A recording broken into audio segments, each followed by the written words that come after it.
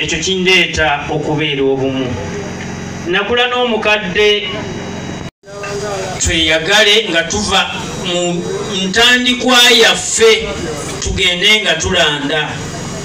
Njagala nnyo ayogere eri abantu be.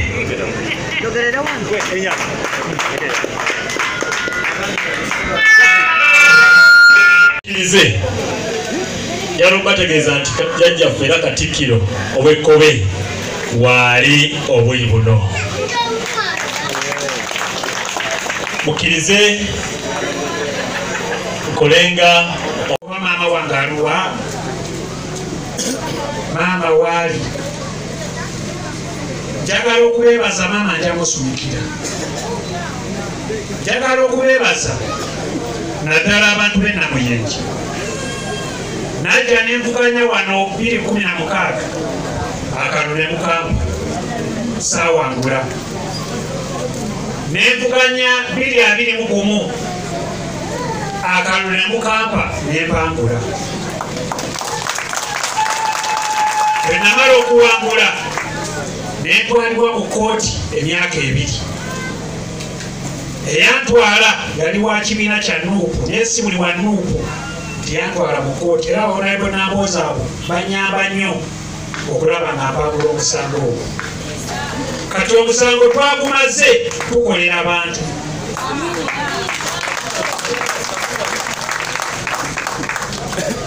Ekiri mu ggwanga oyinza okulowooza bagenda ne bakugamba nti eddiba ly'engo terirera mwana n'owakana nti ng'omugenzi Ssenga alireese omugenzi baaba nga bonna baki.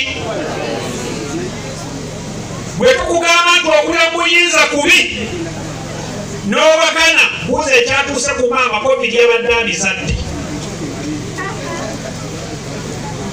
Bino tujja byogera kubanga kyatuuse ne leero tugamba nti lwaki mubongoota. Kale bene wagira tugali tubongoota nze Kayolo sijja kubongoota mawu ne baana bongoota. Abaana ba Isirayiri baali bagenda mu nsi ensuubize nga bakulembeddwa Yoswa nga bakulembeddwa Musa. Walingawo abaana ba Bayaali ababatambulirangamu be babakubanga obwama nti Musa otokulaba yeejalabya nnyo. N'abaana ba Isirayiri balina ebika 12 tebalina kika kimu. Naye bakakasa ensi ensuubize bagituukamu. Newankubadde ng'emyaka 4 bagimala mu ddungu. Ndituuka wano ne mbakulisa emyaka 4 gye tumaze mu ddungu nga tutuuse mu nsi ensuubize. Bannange ebyapayi mu ddungu muyinza okuba abaddeyo okubongoota naye tetugenda kubongoota. Egyo emyaka 4 tugimale nti gya mu ddungu. Naye bakakasa newankubadde Musa ayisa abaana ba Isirayiri mu ddungu teyatuuka mu nsi nsuubize. Waliwo omuvubuka omuto Yoswa ye yatuusa abaana ba Isirayiri mu nsi ensuubize. Tuliyimirira wano ne tuzina amazina oba tulizina obangayina oba ndombolo ng'ogamba buno nti kuliko emyaka 4. Ate fe abalengerera ewala tulinganga abatandise olengerako kubanga ne COVID naye yeeswa ntalo. Mujja tusonyiwa fe abamu ab'omulembe guno tetuli bagumiikiriza. Bakitaffe abaaliwo mu 86 bagumiikiriza. Fe abaana abazaaliddwa tuyinza obutagumiikiriza mutusonyiwe mu katono. Bino mbyogerera bulumbe bwa mmange ate nga mbyogerera waka. Njagala okwebaza abantu b'e Namuyenje n'abantu b'e Mukono okutwalira awamu. Abalonda Honorable Betty Nambooze, abalonda Mwami Kabanda, ate namwe abalonda Ssentongo olwo. Bwe twali mu kalulu ka 2016 nalina bwe nali nga bampangudde. Omukulu omu n'asituka n'agamba Bayibuli egamba ti Katonda alonda eby'omuwendo n'abijja mu bisusunku. Tikakati balonza fe abawanguddeko bya muwendo bano bakayondo bisusuuku.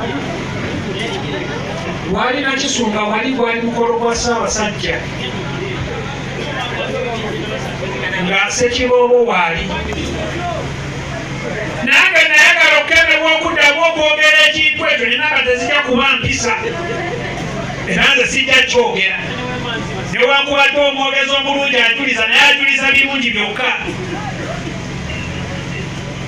Njagala bakakasa bannaffe abatufuze emyaka 4 tuli bajjukizaako obujjukiza naye tetujja bakolamu. Tuli bajjukiza emyaka gy'eddungu naye ffe tujja kukola nga bwe mukoze. Tuli bajjukiza ebyaliwo naye ffe tulibeera bagonjebwa era tuliba bakwata mpola kubanga buli kintu kibeerako enkomerero. Saagala mugwemu ssuubi, saagala mugwemu maanyi. Tokola ng'oli omusajja Honorable Nambooze gwagambyeko tutuuke okutuuka mu nsi ensuubize nga gwoli mu kkomera. Tutuuke okutuuka mu nsi ensuubize nga tugenda kukutegekera gwe bagenda kusabira. Tugenda okutuuka mu nsi ensuubize nga gwe bakunogola dde omukono. Mbasaba tukuume obuntu bulamu. Mbasaba tukuume eddembe ekikutte obudde kijja kukola ki? Obudde. Sinza wano bakumamu muliro. Nali ngamba Honorable Robert Kyagulanyi Ssentamu. Tisebogenda nayajja n'agezaako. Yali musajja muyivu. Ne tuleeta munnamagye. Kakati twaleese omulasita. Tumukuba labada basitayiri. Omulasita wanaalemwa tujja kunja mukunji mama alumusikalo. Omwozebwa okw'enjawulo naye njagala okutegeeza ssebo Katikkiro mu kika kyange kyonna omwami Kayiwa Joseph abadde wa njawulo. Si lwakuba nti alina ensimbi naye ebigambo bye nga bikola. Era lwe yagezaako okumpa amagezi byali mu byafune nabikola obulala ekyantuukako saagala kikugamba naye musiima nnyo. Bangi ababaddewo muganda wange Kibuuka bammemba bange mu Luganda kwagalana mubadde nga mumpa amagezi wano na wano ebisoomooza bingi. Ate ekirungi nti abantu bangi tutambulira nnyo mu kunenya ate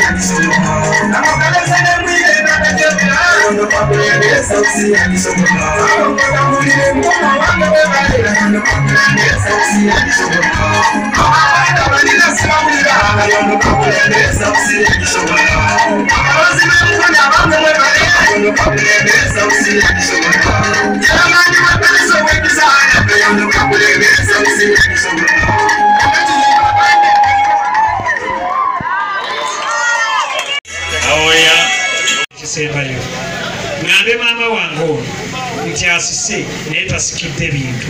Omuntu yenna bw'akugambanga ne tubeeko kye tukola kwata omugamba